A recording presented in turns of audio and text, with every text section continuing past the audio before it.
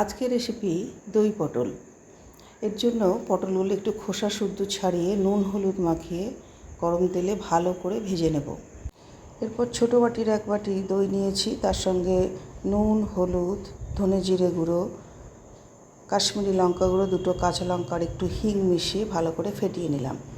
মশলা তৈরি করলাম কাঁচা লঙ্কা আদা টমেটো আর কাজু বাদাম। এদিকে গরম তেলের মধ্যে এলাচ দারচিনি তেজপাতা ফোড়ন দিয়ে বাটা মশলাটা আগে দিয়ে দিলাম, সেটা একটু কষিয়ে নিয়ে তারপর দইটা দিয়ে দিলাম। আঁচটা কিন্তু একদম সিমে থাকবে। এটাও খুব ভালো করে নাড়াচাড়া করে একটু কষিয়ে নেব। এরপর দিয়ে দেব পরিমাণ মতো চিনি, অল্প একটু হিং আর অল্প একটু গরম মশলা। এরপর আবারও একটু নাড়াচাড়া করে আবারও একটু হিং দিলাম। হিং দিলে এর স্বাদটা খুব ভালো আসে। এরপর বাটি ধোয়া একটু জল দিয়ে মশলাটা ফুটতে দেব।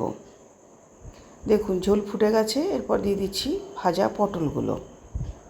এটা একটু হাই ফ্লেমে নাড়াচাড়া করব, দিয়ে ঢেকে দেব মিনিট 2-3-এর জন্য। আঁচটা থাকবে কমে।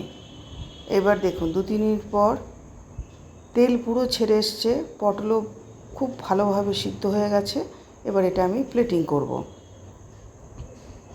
দেখুন প্লেটিং করছি, এটা গা মাখা মাখা হবে, খুব একটা ঝোল হলে স্বাদ ভালো হয় না। এই দেখুন হয়ে গেছে, খেতেও খুব সুন্দর হয়েছিল।